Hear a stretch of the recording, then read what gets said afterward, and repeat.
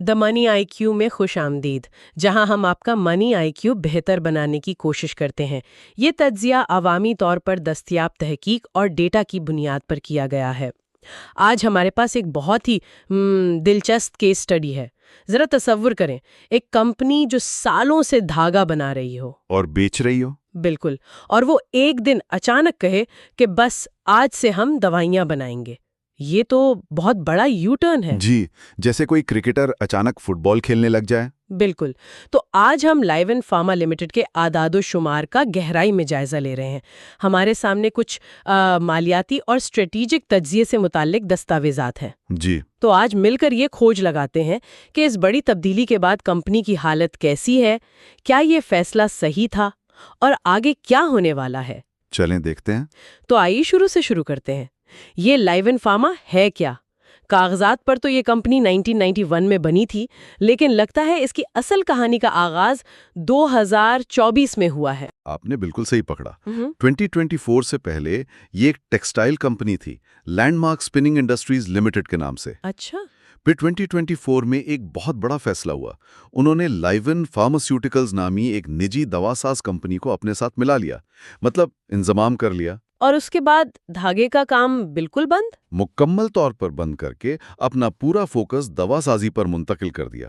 تو یہ صرف نام کی تبدیلی نہیں تھی، یہ تو کمپنی کی روح کی تبدیلی تھی۔ اور یہیں سے معاملہ دلچسپ ہونا شروع ہوتا ہے، خاص طور پر جب ہم اس کی شیئر ہولڈنگ پر نظر ڈالتے ہیں۔ کل شیئرز 93 ملین سے کچھ زیادہ ہیں، جی، لیکن ان میں سے تقریباً 87% یعنی 68.97% ڈائریکٹرز، سپانسرز اور بڑی مینجمنٹ کے پاس ہیں۔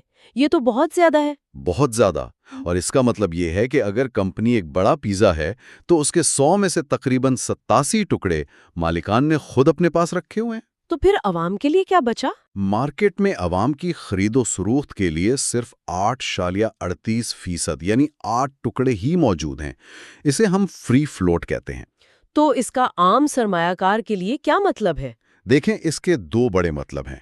ایک تو یہ کہ کمپنی کا کنٹرول بہت مضبوطی سے چند ہاتھوں میں ہے، یعنی فیصلے تیزی سے ہو سکتے ہیں۔ بالکل، زیادہ لوگوں سے پوچھنے کی ضرورت نہیں۔ اور دوسرا، جب مارکیٹ میں اتنے کم شیئرز ہوں تو تھوڑی سی بھی خرید و فروخت سے قیمت میں بڑا اتار چڑھاؤ آ سکتا ہے۔ اچھا، یہ ایک دو دھاری تلوار ہے۔ جی، ٹھیک ہے، تو کمپنی بدل گئی، اس کی ملکیت بھی چند ہاتھوں میں ہے۔ اب آتے ہیں اصل سوال پر۔ اس تبدیلی کے بعد پہلا سال یعنی 2025 کیسا رہا؟ جو اعداد و شمار میرے سامنے ہے وہ تو کچھ ٹھیک نہیں لگ رہے۔ سیلز میں 48% کمی۔ جی، یہ تبدیلی کا اچھا آغاز نہیں لگتا۔ بالکل نہیں۔ بظاہر تو بالکل نہیں۔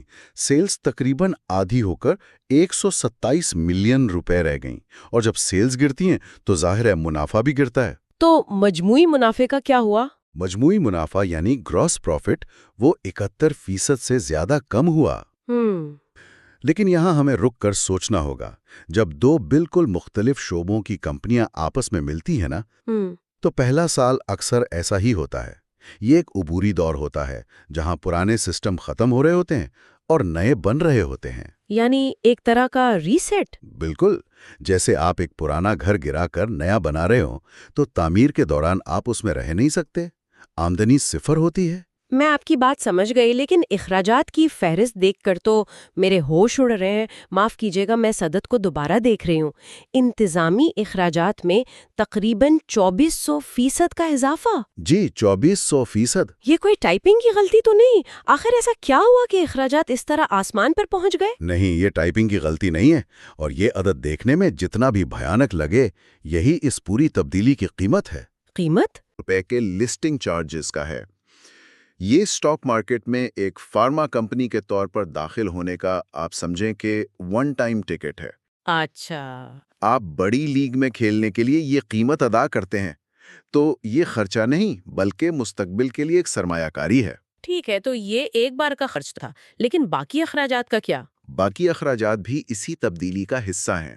ڈائریکٹرز کی تنخواہیں بڑھیں کیونکہ اب ایک پیچیدہ کاروبار چلانے کے لیے زیادہ قابل لوگوں کی ضرورت تھی۔ اور ملازمین کی تعداد بھی تو بڑی تھی۔ جی، 32 سے بڑھ کر 41 ہو گئیں، کیونکہ فارما سیکٹر میں زیادہ ماہرین کی ضرورت ہوتی ہے۔ یہ سب نئے کاروبار کی بنیاد رکھنے کے اخراجات ہیں۔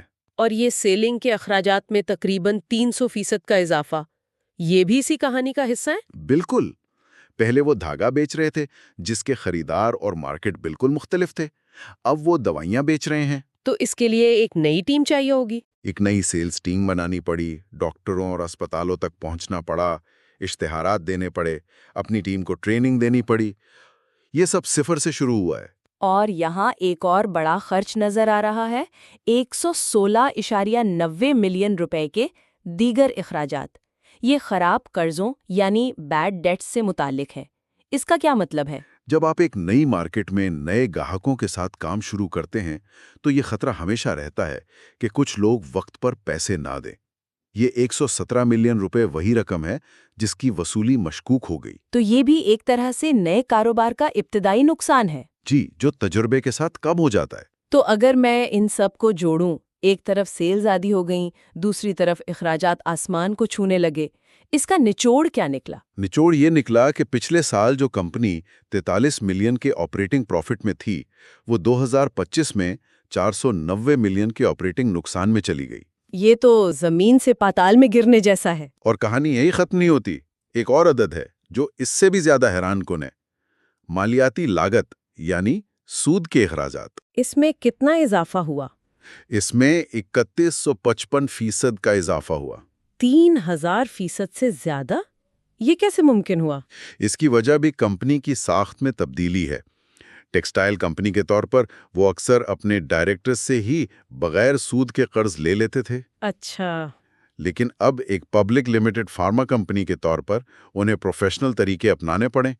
انہوں نے ڈائریکٹرز کا قرض شیئرز جاری کر کے ختم کیا اور بینکوں سے باقاعدہ قرض لیا جس پر سود ادا کرنا پڑتا ہے. تو یہ ایک زیادہ شفاف طریقہ ہے لیکن شروع میں مہنگا پڑتا ہے. بالکل. تو آخر کار جب سب کو جمع تفریق کیا گیا تو نتیجہ کیا نکلا؟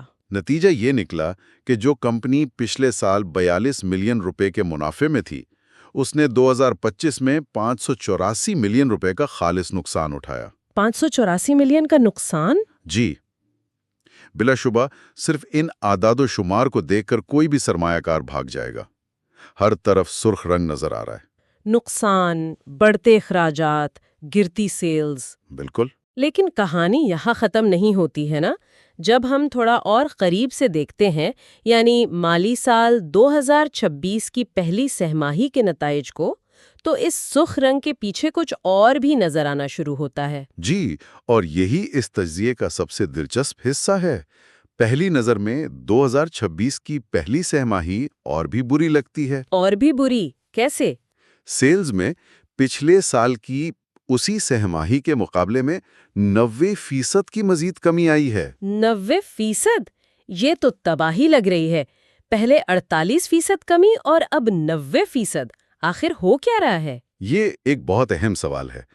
اگر ہم صرف سیلز کو دیکھیں تو لگے گا کہ کمپنی ڈوب رہی ہے، لیکن اگر ہم کمپنی کی حکمت عملی کو سمجھیں تو کیا پتہ چلتا ہے؟ تو پتہ چلتا ہے کہ اس مرحلے پر ان کا مقصد سیلز بڑھانا تھا ہی نہیں.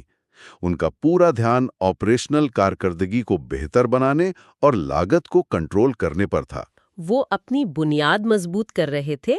وہ کیسے؟ اعداد و شمار میں اس کا کوئی ثبوت ہے؟ بالکل ہے، اور وہ ثبوت مجموعی منافع کے مارجن یعنی گراس پروفٹ مارجن میں چھپا ہے. اچھا، یہ وہ فیصد ہے بتاتا ہے کہ کمپنی 100 روپے کی چیز بیچ کر کتنے روپے کما رہی ہے؟ جی، باقی اخراجات نکالنے سے پہلے. پچھلے سال اسی سہ-ماہی میں یہ مارجن 27.91% تھا. اور اب کتنا ہے؟ اور اب سیلز میں 90% کمی کے باوجود یہ مارجن بڑھ کر 44.57% ہو گیا ہے. واہ، یہ تو کمال ہے. اس کا مطلب ہے کہ اب وہ جو بھی تھوڑا بہت مال بیچ رہے ہیں اس پر پہلے سے کہیں زیادہ کما رہے ہیں. یعنی وہ اپنے کام میں زیادہ مؤثر ہو گئے ہیں. تو وہ ایکسلریٹر دبانے سے پہلے انجن کو ٹھیک کر رہے ہیں. بالکل. وہ اس بات کو یقینی بنا رہے ہیں کہ جب گاڑی چلے تو وہ تیل کم پیے اور رفتار زیادہ پکڑے. یہ ایک بہت اہم نقطہ ہے جو صرف سیلز کے اعداد و شمار دیکھنے سے نظر نہیں آتا. جی، یہ سننے میں تو بہت اچھا لگتا ہے، لیکن یہ حکمت عملی کب تک چل سکتی ہے؟ آخر کار تو آپ کو سامان بیچنا ہی پڑے گا. بہت اچھا سوال ہے. इंजन ठीक करना एक बात है, लेकिन अगर गाड़ी गैराज में ही खड़ी रहे तो उसका क्या फायदा? आप ठीक कह रही हैं, और कंपनी की मैनेजमेंट भी यही सोच रही है। इसीलिए कारकर्दगी बेहतर करने के बाद अब उनका अगला मरहला सेल्स बढ़ाना है। लेकिन इस सहमाही में भी अखराजात तो बढ़े ही होंगे। जी बिल्कुल बढ़े। इंतजामी अखराजात 104% बढ़े, और पहली बार उन्होंने 4.77 मिलियन रुपए मार्केटिंग और सेलिंग पर खर्च किए ताकि मार्केट में जगह बनाई जा सके। तो इस सहमाही का हतमी नतीजा क्या रहा? क्या वो मुनाफे में आए? नहीं, अभी नहीं।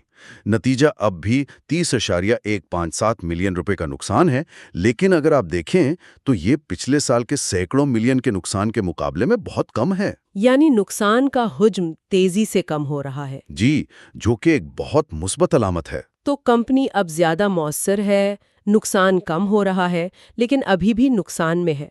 इंजन ठीक हो गया, अब गाड़ी कब और किस सड़क पर चलेगी, आगे का क्या मंसूबा है? यही उनका अगला मरहला है, और इसकी पहली झलक हमें उनके एक हालिया इकदाम में नजर आती है।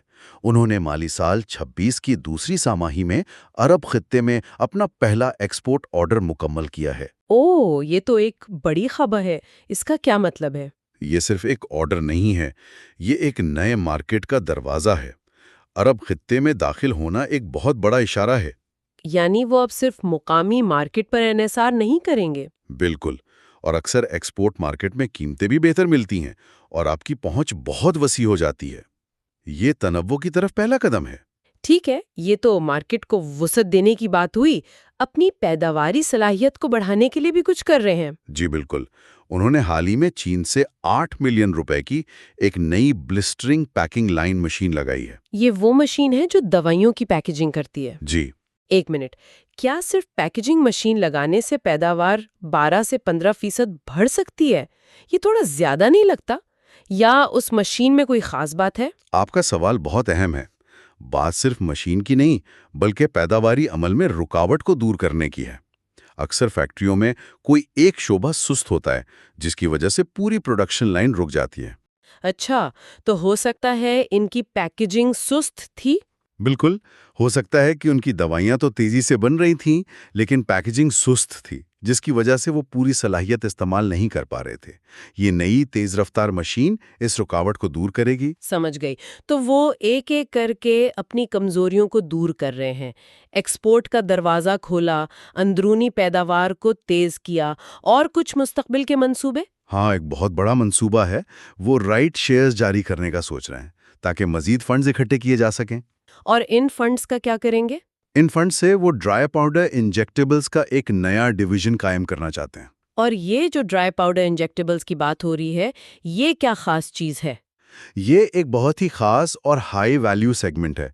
ये वो इंजेक्शंस हैं जो माया हालत में मुस्तकिल नहीं रहते, यानी खराब हो जाती हैं। तो इन्हें पाउडर की शक्ल में बनाया जाता है? वी और लगाने से फौरन पहले इनमें मखसूस महलूल मिलाकर हल किया जाता है।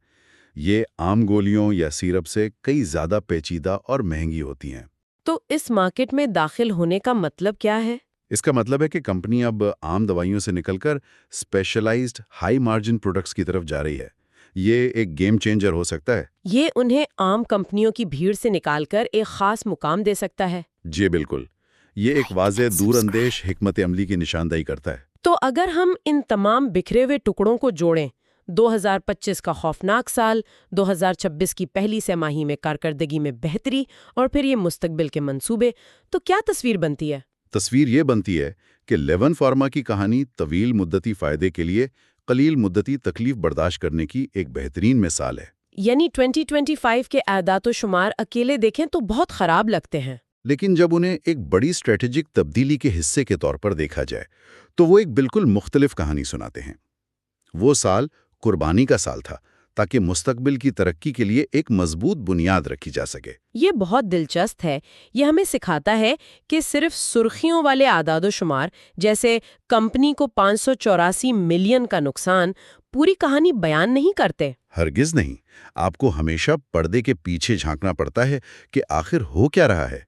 क्या ये नुकसान मिसमैनेजमेंट की वजह से है या एक सोची समझी हिकमत अमली का हिस्सा है? और इस केस में शवाहिद दूसरी तरफ इशारा कर रही हैं। जी, تو آخر میں سامعین کے لیے ایک سوچ یہ ہو سکتی ہے کہ ایسی کتنی ہی کمپنیاں ہوں گی جن کے مالیاتی نتائج بظاہر برے نظر آتے ہیں، لیکن در حقیقت وہ ایک ایسی اسٹریٹجک تبدیلی کے بیچ میں ہوں جسے صرف سرخیوں والے اعداد و شمار بیان نہیں کر سکتے۔ یہ ہمیں منافع اور نقصان کے کالے اور سفید سے آگے سرمئی علاقوں میں دیکھنے پر مجبور کرتا ہے۔ اور کسی بھی کمپنی کا تجزیہ کرتے وقت اس کی حکمت عملی کو سمجھنے کی اہمیت پر زور دیتا ہے۔ بالکل۔ مستقبل کی اپڈیٹس کے لیے بیل آئیکن کو دبائیں اور ہمارے چینل کو لائک اور سبسکرائب کریں۔ Like and subscribe.